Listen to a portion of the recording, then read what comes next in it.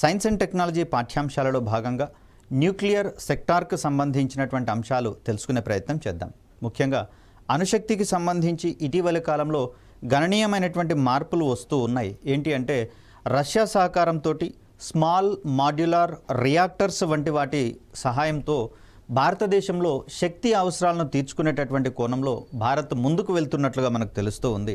So గడిచిన కొన్ని దశాబ్దాలుగా రష్యాతో మనకున్నటువంటి అనుబంధం ఆధారంగా రోసాటమ్ అనేటటువంటి ఒక సంస్థ ఈ విషయంలో భారత్కు అవసరమైనటువంటి సహాయం చేయడానికి ముందుకు వచ్చినట్లుగా మనకు తెలుస్తూ ఉంది. తద్వారా ఈ స్మాల్ మాడ్యులర్ రియాక్టర్స్ వంటి వాటి సహాయంతో 2031 నాటికి 22,000కు పైగా మెగావాట్ల విద్యుత్ సామర్థ్యాన్ని అణుశక్తి రంగం నుంచి స్థాపింప చేసుకోవాలని చెప్పేసి భారత్ కృతనిశ్చయంతో ఉన్నటువంటి దరిమిల మరి ఈ కోణంలో ఈ మధ్యకాలంలో వస్తున్నటువంటి కొన్ని కీలక పరిణామాలు కూడా మనకు కనిపిస్తూ ఉన్నాయి. ఏంటంటే మనకు IGCARలో ఉన్నటువంటి Indira Gandhi centre for atomic research అనేటటువంటి ఈ విభాగంలో ఉన్నటువంటి మనకు ప్రోటోటైప్ ఫాస్ట్ బ్రీడర్ రియాక్టర్ అనేటటువంటి దాంట్లో మార్చి 2024లో ఇంధనాన్ని లోడ్ చేసేటటువంటి ప్రక్రియ స్టార్ట్ కావడం అనేది జరిగింది. దీని సహాయంతో భారత్ విజయవంతంగా 3వ దశ అణువిద్యుత్ కార్యక్రమంలోకి ఎంటర్ అయినట్లుగా భావించడం అనేది జరుగుతుంది. అదేవిధంగా విస్తారంగా థోరియం రిజర్వ్స్ అనేటటువంటి భారతదేశంలో ఉన్నటువంటి పరిస్థితులలో మరి వీటికి సంబంధించినటువంటి సాంకేతిక పదజాలాలు అర్థం కావాలి అంటే వాటికి సంబంధించినటువంటి బేసిక్స్ నుంచి మనం స్టార్ట్ అవ్వాల్సి వస్తుంది. మరి ఇక్కడ స్మాల్ మాడ్యులర్ రియాక్టర్స్ అనేటటువంటివి ఉన్నాయి అంటే మరి స్మాల్ వచ్చింది అంటే ఇంకా పెద్ద రియాక్టర్లు ఉండొచ్చు కదా అనేటటువంటి కోణాన్ని మనం చూడవచ్చు. రియాక్టర్లలో ఎన్ని రకాలు ఉన్నాయి, అదేవిధంగా రియాక్టర్లలో ఏ ప్రక్రియలు జరుగుతాయి, వాటిలో ఇంధనాలుగా వేటిని వాడతాం, ఇవన్నీ కూడా మనము బేసిక్ అంశాలలో భాగంగా ఒకసారి గమనించేటటువంటి ప్రయత్నం చేద్దాం. సో ఇక్కడ న్యూక్లియర్ ఎనర్జీకి సంబంధించినటువంటి బేసిక్స్ గురించి నేర్చుకునేటటువంటి క్రమంలో మనకు పరమాణు సంఖ్య గురించి, పరమాణు సంఖ్య పెరుగుతూ ఉన్నటువంటి సందర్భంలో ఏ విధమైనటువంటి మార్పులు చేర్పులు జరుగుతాయి, ఈ కోణంలో మనం కొన్ని అంశాలను తెలుసుకోవాల్సి వస్తుంది. ఆవర్తన పట్టికలోని మూలకాల పరమాణు కేంద్రకాల స్థిరత్వాన్ని ప్రభావితం చేసేటటువంటి అంశాలలో అటామిక్ నెంబర్ పరమాణు సంఖ్య అనేది ఒక కీలకమైనటువంటి అంశంగా మనం చూస్తాం. పరమాణు సంఖ్య పెరుగుతూ ఉన్నటువంటి సందర్భంలో మూలకాల యొక్క స్థానాలు కూడా మారుతూ ఉన్నటువంటి పరిస్థితులు మనకు కనిపిస్తూ ఉంటాయి. అదేవిధంగా పరమాణు సంఖ్య పెరుగుతూ ఉన్నటువంటి సందర్భంలో ఆ పరమాణు యొక్క కేంద్రకంలో ఉన్నటువంటి కణాల సంఖ్య కూడా పెరిగేటటువంటి అవకాశం ఉంది. మరి పరమాణు కేంద్రకాలలో ఉండేటటువంటి ప్రోటాన్ల సంఖ్యను కావచ్చు, లేదా ఒక తటస్థ పరమాణువులో ఉన్నటువంటి ఎలక్ట్రాన్ల సంఖ్యను మనం పరమాణు సంఖ్యగా పేర్కొంటూ ఉంటాం. సో దీన్ని Z అనేటటువంటి నెంబర్ తోటి ఎక్స్ప్లెయిన్ చేసే ప్రయత్నం చేస్తాము. సో దీంట్లో పరమాణు సంఖ్య అంటే నెంబర్ ఆఫ్ ప్రోటాన్స్ కానివ్వండి, లేదా నెంబర్ ఆఫ్ ఎలక్ట్రాన్స్. సో ఇక్కడ ప్రోటాన్స్ అనేటటువంటివేమో పరమాణు యొక్క కేంద్రకంలో ఉంటూ ఉండగా ఎలక్ట్రాన్స్ అనేటటువంటివి పరమాణు యొక్క కేంద్రకం వెలుపల ఒక నిర్దిష్టమైనటువంటి కక్షలలో పరమాణు కేంద్రకం చుట్టూత పరిభ్రమించేటటువంటి క్రమాన్ని ఇక్కడ మనం చూస్తాం. సో పరమాణు సంఖ్య తెలిసింది అంటే ఆ పరమాణు యొక్క కేంద్రకంలో ఉన్నటువంటి ప్రోటాన్ల సంఖ్యను మనం చెప్పవచ్చు. అదేవిధంగా ఆ పరమాణువులో ఉండేటటువంటి ఎలక్ట్రాన్ల సంఖ్యను కూడా మనము ఎక్స్ప్లెయిన్ చేసేటటువంటి ప్రయత్నం చేయవచ్చు. సో ఇక్కడ మూలకపు పరమాణువులకు ఉండేటటువంటి ఒక విశిష్ట లక్షణంగా మనకు పరమాణు సంఖ్య అనేది కనిపిస్తూ ఉంది. మరి ఈ పరమాణు సంఖ్య ఆధారంగానే ఆవర్తన పట్టికలో ఒక మూలకం యొక్క స్థానము నిర్ధారించబడుతుంది అనేటటువంటి అంశాన్ని మనం గమనించాలి. ఫర్ ఎగ్జాంపుల్ కనుక గమనిస్తే హైడ్రోజన్ యొక్క పరమాణు సంఖ్య 1గా మనం చెప్తాము. కాబట్టే ఆవర్తన పట్టికలో మొట్టమొదటి స్థానాన్ని లేదా 1వ గడిని హైడ్రోజన్ పరమాణువు ఆక్రమించింది అనేటటువంటి అంశాన్ని ఇక్కడ మనం గమనించవచ్చు. అదేవిధంగా హీలియంకి సంబంధించి చూస్తే దీని యొక్క పరమాణు సంఖ్య 2 కాబట్టి ఆవర్తన పట్టికలో 2వ స్థానము లేదా 2వ గడిని హీలియం పరమాణువుకు అందించేటటువంటి ప్రయత్నం చేశాము. అంతేకాకుండా పరమాణువు యొక్క కేంద్రకాల స్థిరత్వాన్ని ప్రభావితం చేయడంలోనూ ఈ సంఖ్యనే కీలకమయ్యేటటువంటి అవకాశం ఉంది. ఇక్కడ ఒక అంశాన్ని గమనిస్తే హైడ్రోజన్ మరియు హీలియంలలో ఎవరు స్థిరంగా ఉంటారు అంటే హైడ్రోజన్లో కేవలం ఒక ఎలక్ట్రాన్ మాత్రమే ఉంది అని ఇక్కడ హైడ్రోజన్ పరమాణు సంఖ్య 1 అనడం వల్ల తెలుస్తుంది. హీలియం యొక్క పరమాణు సంఖ్య 2 అంటే హీలియం యొక్క బాహ్య కర్పరంలో దానికి అవసరమైనటువంటి 2 ఎలక్ట్రాన్లను పూర్తి స్థాయిలో కలిగి ఉంది. కాబట్టి మనం కూడా జాగ్రత్తగా గమనిస్తే కడుపు నిండా భోజనం చేసిన వారికి మళ్ళీ ఆకలి అయ్యే అవకాశం ఉందా అంటే ఒక 4 గంటల వరకు ఎలాంటి బాధ ఉండదు. కాబట్టి ఈ సందర్భంలో కర్పరాలలో ఎలక్ట్రాన్ల సంఖ్య పూర్తిగా నిండి ఉన్నటువంటి పరమాణువు యొక్క కేంద్రకాలన్నీ కూడా అక్కడ స్థిరత్వాన్ని కలిగి ఉంటాయని చెప్పేసి చెప్తూ ఉంటారు. మరి ఆ సందర్భంలో హీలియంతో కంపేర్ చేస్తే హైడ్రోజన్ అనేది తక్కువ స్థిరత్వాన్ని కలిగి ఉంటుంది. కాబట్టే ఇది రసాయన చర్యలలో పాల్గొని ఇక్కడ ఉన్నటువంటి ఒక ఎలక్ట్రాన్కి తోడుగా మరొక ఎలక్ట్రాన్ని జత చేసుకునేటటువంటి ప్రయత్నం చేస్తుంది. రసాయన బంధాలలో ఈ విధమైనటువంటి ధర్మమే కీలకమవుతుంది.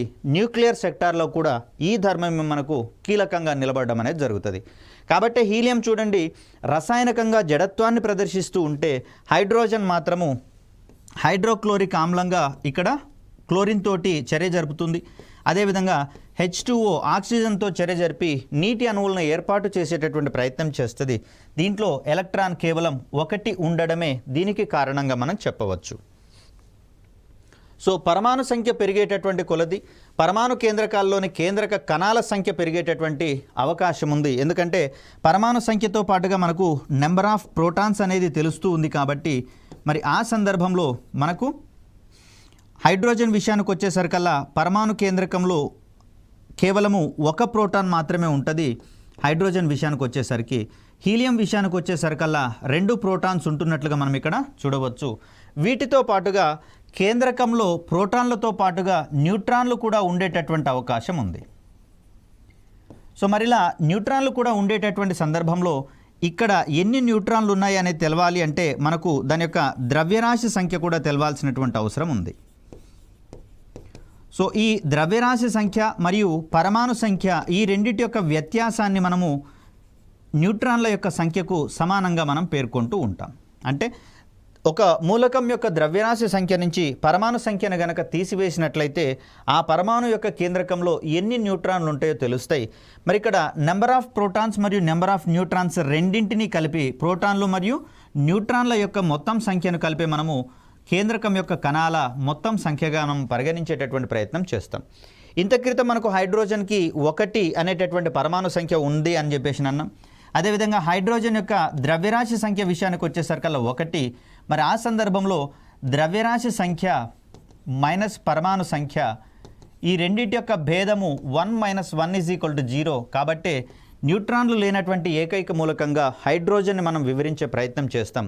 ఇంత క్రితం చెప్పుకున్నటువంటి హీలియం సందర్భంగా హీలియం యొక్క పరమాణు సంఖ్య 2, ద్రవ్యరాశి సంఖ్య 4గా పరిగణిస్తూ ఉంటాం. కాబట్టి ద్రవ్యరాశి సంఖ్య మరియు పరమాణు సంఖ్యల యొక్క భేదం మనకి ఇక్కడ 2 కనిపిస్తుంది. కాబట్టి ఇక్కడ పరమాణు సంఖ్య 2 కాబట్టి కేంద్రకంలో 2 ప్రోటాన్లు ఉన్నాయని చెప్పేసి అంటాం.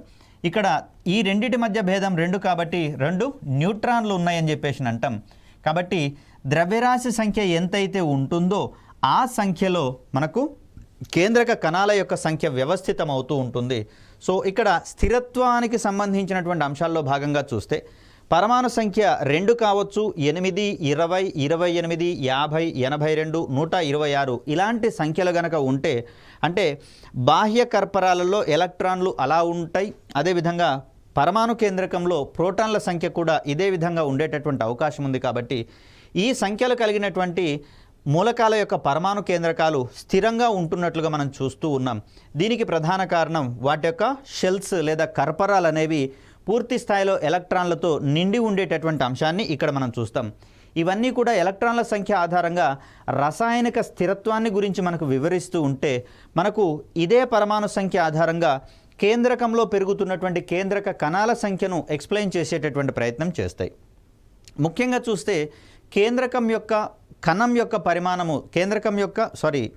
కణం యొక్క కేంద్రకం పరిమాణం అనేది మారకుండా అదే విధంగా ఉంటుంది. కానీ ఇక్కడ కేంద్రకం వెలుపల ఉండేటటువంటి ఈ కర్పరాల సంఖ్య లేదా కక్షల సంఖ్య పెరుగుతున్న కొద్దీ దాని యొక్క పరిమాణం పెరిగేటటువంటి అవకాశం ఉంది. కానీ బయట ఎంత పరిమాణం పెరిగినా కూడా కేంద్రకం యొక్క పరిమాణం పెరగదు, అది స్థిరంగా ఉంటుందనేటటువంటి అంశాన్ని ఇక్కడ మనం గమనించాలి. అలాంటి సందర్భంలో ఒక ఫిక్స్డ్గా ఉండేటటువంటి గదిలో అక్కడ సభ్యుల సంఖ్య పెరుగుతున్నటువంటి సందర్భంలో గమనించండి కొంత అనిశ్చితి పెరిగేటటువంటి అవకాశం ఉంది. కాబట్టి ఈ పరిస్థితి మనకు 82 కంటే ఎక్కువ పరమాణు సంఖ్య ఉన్నటువంటి మూలకాల విషయంలో జరిగేటటువంటి అవకాశం ఉంది. ఇక్కడ మనం ల్యాంథనం అనేటటువంటి ఒక మూలకం యొక్క పరమాణు కేంద్రకాన్ని కనుక గమనిస్తే చూడండి, ఇక్కడ బ్లూ కలర్లో మరియు రెడ్ కలర్లో కనిపిస్తున్నవి కేంద్రక కణాలుగా మనం చెప్తాం. సో వీటిని మనం ప్రోటాన్లు మరియు న్యూట్రాన్లుగా చెప్తూ ఉన్నాం. అవన్నీ కూడా చూడండి ఒకదానికొకటి దగ్గరగా ఒక బంతి ఆకారంలో ఒకదానితో ఒకటి ఉన్నట్లుగా మనం చూస్తూ ఉన్నాం. మరి ఈ సందర్భంలో ప్రోటాన్ టు ప్రోటాన్ మధ్య కూలుంబ్ వికర్షణ బలాలు అనేవి పనిచేస్తూ ఉంటాయి. సో ఇక్కడ న్యూట్రాన్ మరియు న్యూట్రాన్ల మధ్య కూడా ఇదే రకమైనటువంటి వికర్షణ బలాలు పనిచేస్తూ ఉంటాయి. అంత మాత్రం చేత ప్రోటాన్ న్యూట్రాన్ల మధ్య ఆకర్షణ బలాలు అని చెప్పేసి మాత్రం అనకూడదు. ఎందుకంటే ఒక నిర్దిష్ట దూరం దాటిన తర్వాత వికర్షణ బలాలు తిరిగి ఆకర్షణ బలాలుగా ఉండడం వల్ల అవన్నీ కూడా కేంద్రకంలోనే ఫిక్స్డ్గా ఉండేటటువంటి అవకాశం ఉంది.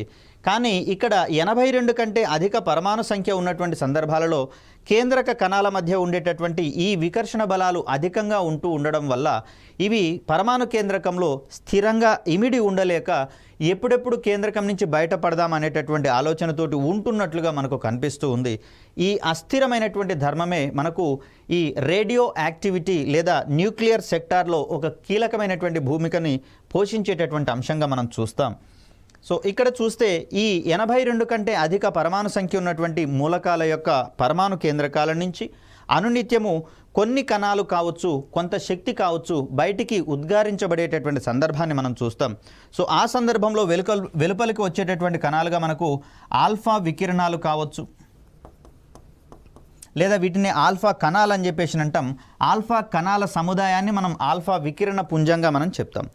అదేవిధంగా బీటా కణాలు కావచ్చు, ఇక్కడ గామా అనేది వికిరణంగా మనం చెప్తాం. ఇది రేడియేషన్ లేదా కొంత ఎనర్జీ శక్తి అనేటటువంటిది కేంద్రకం నుంచి వెలువడుతూ ఉంటుంది. మరి ఈ రూపాలలో అంటే ఈ ఉద్గారాల సంబంధించినటువంటి అంశాలలో భాగంగా ప్రతి పరమాణు కేంద్రకం కూడా కొంత కణాలను కావచ్చు, శక్తిని కావచ్చు బయటికి ఉద్గారించడం ద్వారా స్థిరత్వాన్ని పొందేటటువంటి ప్రయత్నం చేస్తుంది. వాటిని మనం ఆల్ఫా కణాలు అంటే మనకి ఇక్కడ ఎలక్ట్రాన్లు లేనటువంటి హీలియం కేంద్రకాలను మనం ఆల్ఫా కణాలుగా చెప్తాము. దీన్ని He24 అనేటటువంటి సంకేతంతో వివరించేటటువంటి ప్రయత్నం చేస్తాం. ఇక్కడ బీటా కణాలు అనేవి పరమాణు కేంద్రకం నుంచి వెలువడేటటువంటి ఎలక్ట్రాన్లుగా మనం చెప్తాం. సార్ ఎలక్ట్రాన్లు అనేవి పరమాణు కేంద్రకంలో ఎందుకు ఉంటాయి అంటే ఇక్కడ ఉన్నటువంటి న్యూట్రాన్లు కొన్ని ప్రత్యేక పరిస్థితులలో విచ్ఛిన్నం చెంది ప్రోటాన్ మరియు ఎలక్ట్రాన్లుగా మారేటటువంటి ప్రయత్నం చేస్తాయి. న్యూట్రాన్ యొక్క విద్యుదావేశము తటస్థం కాబట్టి ప్రోటాన్ పాజిటివ్, అదేవిధంగా ఎలక్ట్రాన్ నెగిటివ్ ఆవేశాలను కలిగి ఉంటుంది. కాబట్టి న్యూట్రల్గా ఉన్నటువంటి న్యూట్రాన్ కాస్త ప్రోటాన్ మరియు ఎలక్ట్రాన్లుగా విచ్ఛిన్నం చెందడం అనేది జరుగుతుంది. మరి ప్రోటాన్ అనేది కేంద్రకంలోనే ఉంటుంది, కానీ ఎలక్ట్రాన్కి కేంద్రకంలో స్థానం లేదు. కాబట్టి ఈ విధంగా న్యూట్రాన్ విచ్ఛిన్నం వల్ల పరమాణు కేంద్రకంలో ఏర్పడినటువంటి ఎలక్ట్రాన్ కేంద్రకం నుంచి వెలుపలకు వస్తుంది. ఎలా వస్తుంది అంటే ఒక బీటా కణంగా వెలుపలకు వచ్చేటటువంటి ప్రయత్నం జరుగుతుంది. సో ఇలా మూలకాలు స్థిరత్వాన్ని పొందేటటువంటి ప్రయత్నం చేస్తాయి. ఈ ధర్మాన్నే ఒక రకంగా రేడియో ధార్మికత అనేటటువంటి అంశంగా మనం చూస్తాం. ఇక ఇలా ఒక అస్థిర మూలక పరమాణు కేంద్రకం నుంచి ఆల్ఫా, బీటా, గామా ఉద్గారాలు వెలుపలకు రావడాన్ని మనం రేడియో ధార్మికత ఉద్గారం అని చెప్పేసి అంటాం. అలాంటి ధర్మాలు ప్రదర్శించేటటువంటి మూలకాలు ఏవైతే ఉన్నాయో వాటిని మనము రేడియో యాక్టివ్ ఎలిమెంట్స్ లేదా రేడియో ధార్మిక మూలకాలు అనేటటువంటి పేరుతోటి పిలుస్తాం. ఈ ప్రాసెస్ని మనము రేడియో యాక్టివ్ ఎమిషన్ అనేటటువంటి పేరుతోటి చెప్పేటటువంటి ప్రయత్నం చేస్తాం. ఇక మనకు ముఖ్యంగా చూస్తే అత్యంత కీలకంగా మరియు రకరకాల ప్రయోజనాలకు ఉపయోగపడేటటువంటి రేడియో ధార్మిక మూలకంగా యురేనియం అనేది కనిపిస్తూ ఉంది. దీని యొక్క ముడి ఖనిజం అనేది పిచ్ బ్లెండ్ అంటాం. దీన్నే మరో రకంగా ఎల్లో కేక్ అనేటటువంటి పేరుతో కూడా పిలుస్తాం. అలా అని కేక్ కాదండి, ఇది ఎల్లో కేక్ అనేది జస్ట్ దాని యొక్క సాధారణమైనటువంటి నేమ్ మాత్రమే. చూడ్డానికి మామూలుగా కనిపిస్తుంది కానీ చాలా డేంజరస్ ముడి ఖనిజంగా ఇది మనకు కనిపిస్తుంది. సో ఈ పిచ్ బ్లెండ్ నుంచి ఈ విధమైనటువంటి ఆల్ఫా, అదేవిధంగా బీటా మరియు గామా వంటి వికిరణాలు ఉద్గారించబడుతున్నట్లుగా 1896లో హెన్రీ బెకరెల్ మహాశయుడు కనుక్కోవడం జరిగింది. ఈ ఆవిష్కరణ ఫలితంగా భౌతిక శాస్త్రంలో మరొక డిసిప్లిన్ అనేది ఆవిర్భవించడం జరిగింది, ఒక స్పెషలైజేషన్ అనేది ఆవిర్భవించడం జరిగింది. ఈ నూతన శాస్త్రాన్ని మనము కేంద్రక భౌతిక శాస్త్రము, న్యూక్లియర్ ఫిజిక్స్ అనేటటువంటి పేరుతోటి పిలిచే ప్రయత్నం చేస్తూ ఉన్నాం. సో ముఖ్యంగా కేంద్రక కణాలతోటి ఇది అసోసియేట్ అయ్యి ఉన్నటువంటి ఒక శాస్త్రంగా మనకు కనిపిస్తూ ఉంది. సో ఇక్కడ నెక్స్ట్ గమనిస్తే ఇలా వెలువడేటటువంటి ఆల్ఫా బీటా గామాల ఉద్గారాన్ని మనం రేడియో ధార్మికత అని చెప్పేసి అనుకుంటున్నాం కదా. ఈ రేడియో ధార్మికత అనేది 2 రకాలుగా ఉన్నట్లుగా మనం ఇక్కడ గమనించవచ్చు. సో దీంట్లో మొదటిది సహజ రేడియో ధార్మికత, అంటే ఒక మూలకం నుంచి ఎలాంటి బాహ్య శక్తుల ప్రమేయం లేకుండా తనంతట తానుగానే ఈ ఆల్ఫా బీటా గామా వికిరణాలు కనుక ఉద్గారం చేస్తే దాన్ని సహజ రేడియో ధార్మికత అంటారు. కృత్రిమ రేడియో ధార్మికత అంటే మనం ఇంత క్రితం ఏం చెప్పుకున్నాము, 82 కంటే పరమాణు సంఖ్య అధికంగా ఉన్నటువంటి మూలకాలలో మాత్రమే ఈ పరమాణు కేంద్రకంలో అస్థిరత ఏర్పడుతుంది, తద్వారా రేడియో ధార్మికత ప్రేరేపించబడుతుందని చెప్పేసి అనుకున్నాం. మరి ఈ సందర్భంలో 82 కంటే తక్కువ పరమాణు సంఖ్య ఉన్నటువంటి మూలకాలను కూడా కొన్ని ప్రక్రియల ద్వారా వాటిని రేడియో ధార్మిక మూలకాలుగా గనక పరివర్తనం చెందించితే దాన్ని కృత్రిమ రేడియో ధార్మికతగా చెప్తాం. సో ఈ సందర్భంలో ఆ నైట్రోజన్ లేదా ఆక్సిజన్ లేదా సల్ఫర్ ఇలాంటి తేలికపాటి లేదా స్థిరమైనటువంటి పరమాణు కేంద్రకాలను ఆల్ఫా కణాలు కావచ్చు లేదా న్యూట్రాన్ల వంటి తేలిక కణాలతోటి తాడనం చెందించినప్పుడు, ఢీ కొట్టించినప్పుడు వాటి యొక్క పరమాణు కేంద్రకాలు అస్థిరంగా మారేటటువంటి అవకాశం ఉంది. ఈ సందర్భంలో ఆ పరమాణు కేంద్రకాలు తిరిగి కొన్ని రకాలైనటువంటి వికిరణాలను ఉద్గారించేటటువంటి సందర్భంలో ఈ రేడియో ధార్మికతను మనము కృత్రిమ రేడియో ధార్మికతగా పేర్కొంటాం. ఇక్కడ యురేనియము, రేడియము మరియు థోరియం వంటి మూలకాలు సహజంగానే భారీ పరమాణు సంఖ్యలను కలిగి ఉంటాయి కాబట్టి ఆ సందర్భంలో వీటి నుంచి సహజంగానే రేడియో ధార్మికతను వెలువరిస్తూ ఉంటాయి కాబట్టి వీటిని సహజ రేడియో ధార్మిక మూలకాలుగా మనం పేర్కొంటూ ఉంటాం. ఇక తేలికపాటి కణాలను ఇక్కడ మనం న్యూట్రాన్లు కావచ్చు లేదా ఆల్ఫా వంటి కణాలతోటి తాడనం చెందించినప్పుడు ఇవి వాటి యొక్క కేంద్రకాలను అస్థిరంగా మార్చేటటువంటి ప్రయత్నం చేస్తాయి. తద్వారా తేలికపాటి స్థిరమైనటువంటి పరమాణు కేంద్రకాలు కూడా రేడియో ధార్మిక స్వభావాన్ని ప్రదర్శించేటటువంటి ధర్మాన్ని మనం కృత్రిమ రేడియో ధార్మికతగా పేర్కొంటూ ఉంటాం. సో ఇలా మనకు కృత్రిమ లేదా ప్రేరిత రేడియో ధార్మికత అనేది కనిపిస్తూ ఉంటుంది. సో నైట్రోజన్ కావచ్చు, ఆక్సిజన్ కావచ్చు, సల్ఫర్ ఇలా తేలికపాటి కణాలను మనము రేడియో యాక్టివ్ ఎలిమెంట్స్గా మార్చేటటువంటి అంశాన్ని ఇక్కడ మనం చూడవచ్చు. కృత్రిమ రేడియో ధార్మికతను 1934లో ఐరన్ క్యూరీ మరియు ఫ్రెడరిక్ జోలియట్ అనేటటువంటి 2 శాస్త్రవేత్తలు కనుక్కోవడం జరిగింది.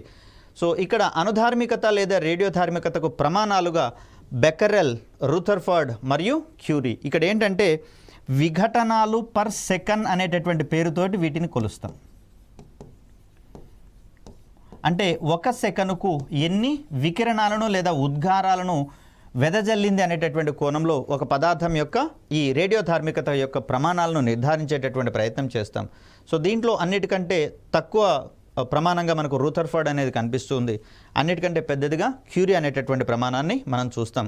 సో ఇక్కడ విఘటనాలను గమనించేటటువంటి సందర్భంలో మనకు బబుల్ ఛాంబర్ అని,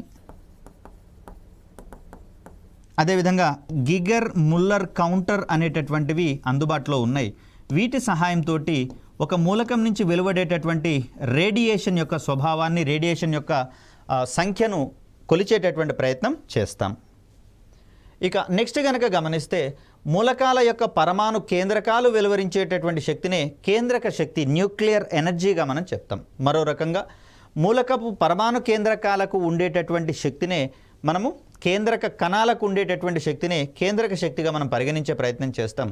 ఈ రకమైనటువంటి కేంద్రక శక్తిని ఎర్నెస్ట్ రూథర్ఫర్డ్ అనేటటువంటి శాస్త్రవేత్త కనుక్కోవడం జరిగింది.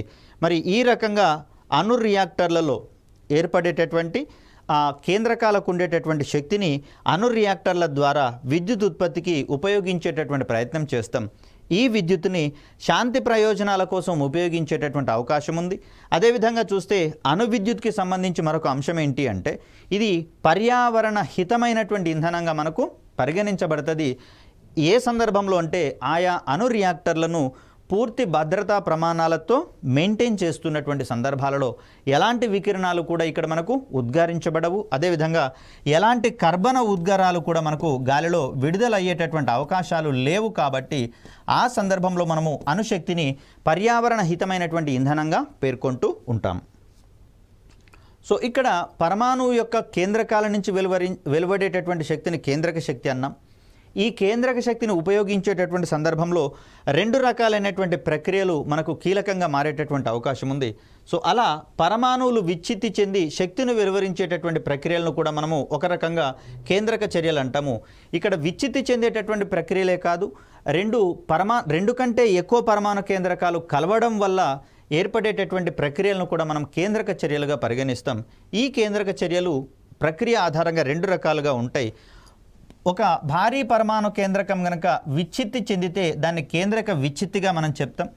రెండు తేలికపాటి కణాలు సంలీనం చెంది ఒక భారీ పరమాణు కేంద్రకంగా మారినట్లయితే దాన్ని కేంద్రక సంలీనము లేదా కేంద్రక సమ్మేళనం అనేటటువంటి ప్రక్రియగా చెప్తాం. సంలీనం లేదా కేంద్రక సమ్మేళనం. సో దీన్నేమో ఫ్యూషన్ ప్రాసెస్ అంటాము. న్యూక్లియర్ ఫ్యూషన్ అనేటటువంటిది ఒక రకం. విచ్ఛిత్తిని న్యూక్లియర్ ఫిషన్గా మనం చెప్తాం. సో సమ్మేళనాన్ని న్యూక్లియర్ ఫ్యూషన్గా మనం వివరించే ప్రయత్నం చేస్తాం. సో ఇక్కడ మనం జాగ్రత్తగా గమనిస్తే యురేనియం లాంటి భారీ పరమాణు కేంద్రకాలను న్యూట్రాన్ల వంటి కణాలతో తాడనం చెందించినప్పుడు ఇవి అస్థిర పరమాణు కేంద్రకాలుగా మారి రెండు విభిన్నమైనటువంటి బేరియం మరియు క్రిప్టాన్ అనేటటువంటి పరమాణు కేంద్రకాలుగా విచ్ఛిన్నం చెందుతుంది. ఈ ప్రక్రియలో అధిక మొత్తంలో శక్తి వెలువడమే కాకుండా మరొక 3 వరకు న్యూట్రాన్లు వెలువడేటటువంటి అవకాశం ఉంది. వీటిని థర్మల్ న్యూట్రాన్స్ అనేటటువంటి పేరుతోటి పిలుస్తూ ఉంటాం. ఇక్కడ డ్యూటీరియం మరియు ట్రీటియం అనేటటువంటి హైడ్రోజన్ యొక్క ఐసోటోపులుగా వీటిని మనం చెప్తాము. ఇవి రెండు సమ్మేళనం చెందడం ద్వారా, కలవడం ద్వారా ఫ్యూషన్ అనేటటువంటి ప్రక్రియ లేదా కేంద్రక సమ్మేళనము లేదా సంలీన ప్రక్రియలో హీలియం అనేటటువంటి పరమాణు కేంద్రకంగా మారుతుంది. ఈ ప్రక్రియలో మనకు అధిక మొత్తంలో శక్తి వెలువడేటటువంటి అవకాశం అనేది ఉంది. ఇక్కడ సూర్యుడు వంటి నక్షత్రాలలో కేంద్రక సంలీనం వంటి ప్రక్రియల ద్వారా శక్తి విడుదలయ్యేటటువంటి పరిణామ క్రమాన్ని మనం చూస్తాం. సుమారుగా ఇక్కడ ఉన్నటువంటి పదార్థము 1 సెకనుకు 4 బిలియన్ల పరిమాణంలోని పదార్థము కేంద్రక సంలీనంలో పాల్గొనడం ద్వారా మనకు అమితమైనటువంటి ఉష్ణరాశిని, వెలుతురుని అందించేటటువంటి ప్రయత్నం చేస్తుంది. సో ఇక్కడ మనకు సెకనుకు 4 బిలియన్ల పరిమాణంలో ఉండేటటువంటి పదార్థం అనేది, అణువులు అనేటటువంటివి లేదా పరమాణువులు అనేటటువంటివి మనకు కేంద్రక సమ్మేళనం లేదా కేంద్రక సంలీన ప్రక్రియలో భాగంగా శక్తిని అందించేటటువంటి క్రమంలో అవి ఒకదానితో ఒకటి సంలీనం చెంది హీలియం కేంద్రకాలను ఏర్పరిచేటటువంటి ప్రయత్నం చేస్తాయి. తద్వారా నక్షత్రాలు నిరంతరాయంగా మనకు శక్తిని అందించేటటువంటి ప్రయత్నం చేస్తాయి.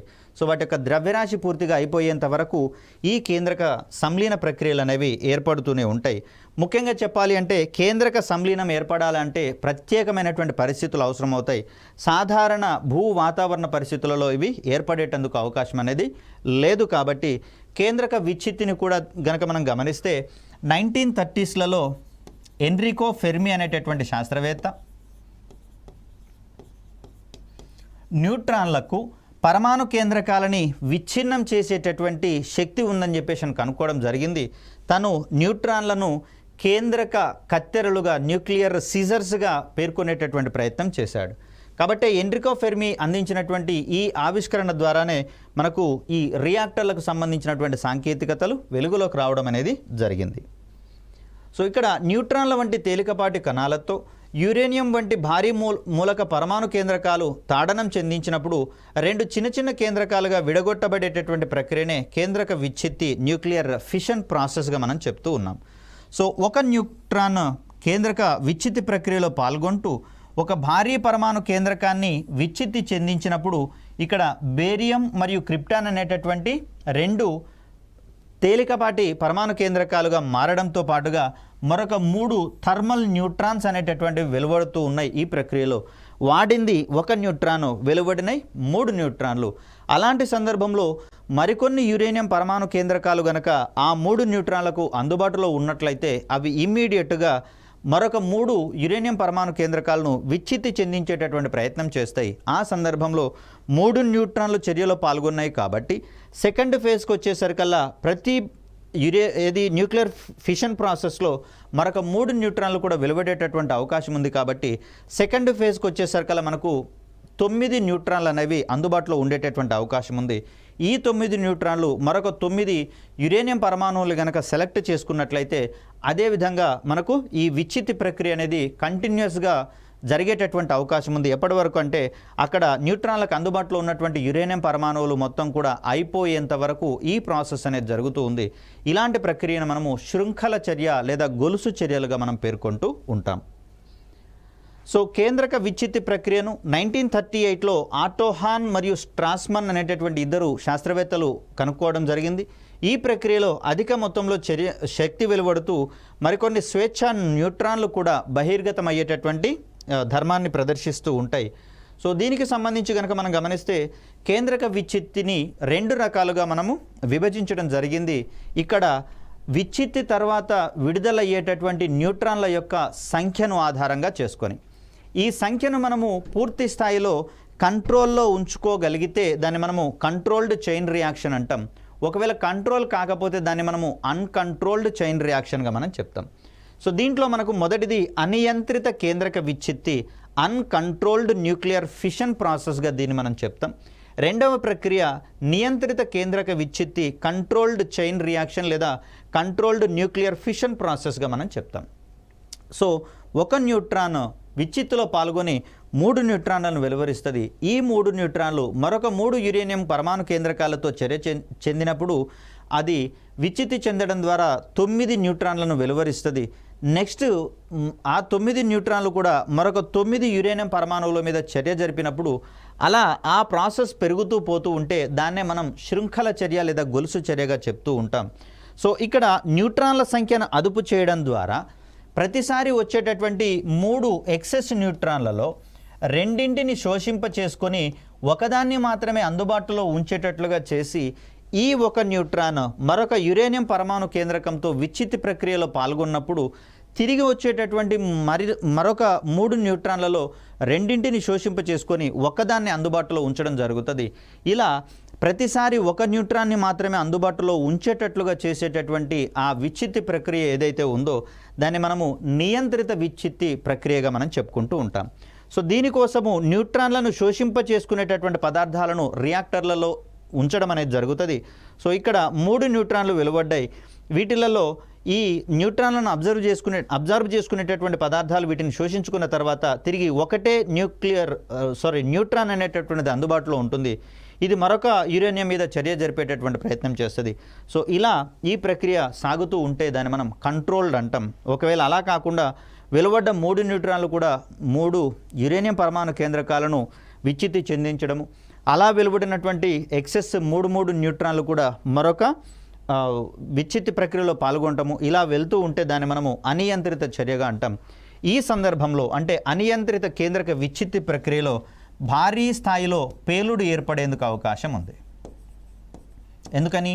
ప్రతి విచ్ఛిత్తి సందర్భంగా శక్తి వెలువడేటటువంటి అవకాశం ఉంది. కాబట్టి ఎన్ని విచ్ఛిత్తి ప్రక్రియలు ఏర్పడితే అంత పరిమాణంలో సుమారుగా 200 MeV వరకు శక్తి వెలువడేటటువంటి అవకాశం ఉంది. కాబట్టి మరి సాధ్యమైనంత తక్కువ సమయంలోనే అధిక న్యూట్రాన్లు, అధిక యురేనియం పరమాణు కేంద్రకాలను విచ్ఛిత్తి చెందించే ప్రయత్నం చేస్తాయి. కాబట్టి ఈ సందర్భంలో అది భారీ పేలుడుకు దారితీసేటందుకు అవకాశం ఉంది. సో యురేనియం బాంబులలో ఇమిడి ఉన్నటువంటి సూత్రంగా మనం ఈ అనియంత్రిత కేంద్రక విచ్ఛిత్తి ప్రక్రియను చెప్పుకుంటాం. సో ఇక్కడ న్యూట్రాన్లను అదుపు చేస్తూ ఉండడం ద్వారా కేంద్రక విచ్ఛిత్తి అదుపులో ఉంటుంది. తద్వారా వెలువడేటటువంటి శక్తి కూడా మన మానవ ప్రయోజనాల కోసం ఉపయోగించుకునేటటువంటి అవకాశం ఉంది. కాబట్టి మనకు ఈ నియంత్రిత కేంద్రక విచ్ఛిత్తి అనేది అణు రియాక్టర్లలో ఉపయోగపడేటటువంటి అవకాశం అనేది ఏర్పడుతుంది. సో ఇక్కడ అణు రియాక్టర్లకు సంబంధించి చూస్తే ఈ న్యూక్లియర్ రియాక్టర్ల వంటి పరికరాలతో కేంద్రక విచ్ఛిత్తి ద్వారా వెలువడేటటువంటి శక్తిని విద్యుత్ ఉత్పత్తి కోసము, అదేవిధంగా ఈ జలాంతర్గాములను నడిపించేటటువంటి కోణంలో శక్తి అవసరాల కోసము ఉపయోగించేటటువంటి ప్రయత్నం చేస్తాము. న్యూక్లియర్ రియాక్టర్ను కూడా ఎన్రికో ఫెర్మి అనేటటువంటి శాస్త్రవేత్త 1942లో ఆవిష్కరించడం జరిగింది. ఎన్రికో ఫెర్మి ఆవిష్కరించినటువంటి ఈ రియాక్టర్ని చికాగో పైల్ లేదా అటామిక్ పైల్ అనేటటువంటి పేరుతోటి పిలుస్తాం. So atomic pile, Chicago pile అంటే ఏంటి అంటే ఎన్రికో ఫెర్మి ఆవిష్కరించినటువంటి ఒక న్యూక్లియర్ రియాక్టర్గా దీన్ని మనం చెప్తాం. మొట్టమొదటి రియాక్టర్లుగా వీటికి పేరుంది. 1942లో వీటిని ఆవిష్కరించినట్లుగా మనం చూస్తూ ఉన్నాం. ఇక్కడ న్యూక్లియర్ రియాక్టర్లో నియంత్రిత కేంద్రక విచ్ఛిత్తి ప్రక్రియ కనబడుతూ ఉంటే న్యూక్లియర్ బాంబ్ లేదా యురేనియం బాంబ్ అంటే యురేనియం మూలకాలను ఉపయోగించి రూపొందించినటువంటి బాంబులు, వీటినే మనము న్యూక్లియర్ బాంబులుగా అంటాం. వీటిలో అనియంత్రిత కేంద్రక విచ్ఛిత్తి ప్రక్రియ అనేది జరుగుతుంది. ఇక్కడ యురేనియంతో పాటుగా ప్లూటోనియంతో కూడా బాంబులు చేసేటటువంటి ప్రయత్నం చేస్తూ ఉన్నారు. కాకపోతే యురేనియంతో కంపేర్ చేస్తే ప్లూటోనియం బాంబులు కాస్త శక్తి తక్కువగా ఉన్నటువంటి క్రమాన్ని మనం ఇక్కడ గమనించవచ్చు. సో ఇలా మనకు తయారైనటువంటి ఈ అణు రియాక్టర్ల సహాయంతో భారత్ లాంటి దేశాలలో శాంతి ప్రయోజనాల కోసం అణుశక్తిని ఉపయోగించుకుంటూ విద్యుత్ శక్తిని ఉత్పత్తి చేసేటటువంటి క్రమాన్ని మనం చూస్తూ ఉన్నాం. ప్రస్తుతం కనుక చూస్తే దేశవ్యాప్తంగా ఏర్పాటైనటువంటి 7 వరకు న్యూక్లియర్ కేంద్రాలలో 22 వరకు అణు రియాక్టర్లు మనకు పనిచేస్తూ ఉంటే ఈ అణు రియాక్టర్ల ద్వారా సుమారుగా 7480 మెగావాట్ల విద్యుత్ ఉత్పత్తి సాధ్యమవుతున్నట్లుగా మనం చూస్తూ ఉన్నాం. మరి దీన్ని 2031 వరకు 22,000 మెగావాట్లకు పైగా అణు విద్యుత్తుని స్థాపింప చేసుకోవాలని, దీన్ని ప్రస్తుతము 1.6% మాత్రమే ఈ అణు విద్యుత్ స్థాపిత సామర్థ్యం ఉన్నట్లుగా తెలుస్తూ ఉంటే దీన్ని 25% వరకు పెంచాలని చెప్పేసి అని భారత్ కృత నిశ్చయంతో ఉంది. మరి దాంట్లో భాగంగా భారతదేశంలో ఉన్నటువంటి రియాక్టర్లకు సంబంధించినటువంటి విషయాలను, అదేవిధంగా భారతదేశంలో ఏర్పాటైనటువంటి పరిశోధన రియాక్టర్లకు సంబంధించినటువంటి అంశాలను నెక్స్ట్ వీడియోలో తెలుసుకునే ప్రయత్నం చేద్దాం. Thank you.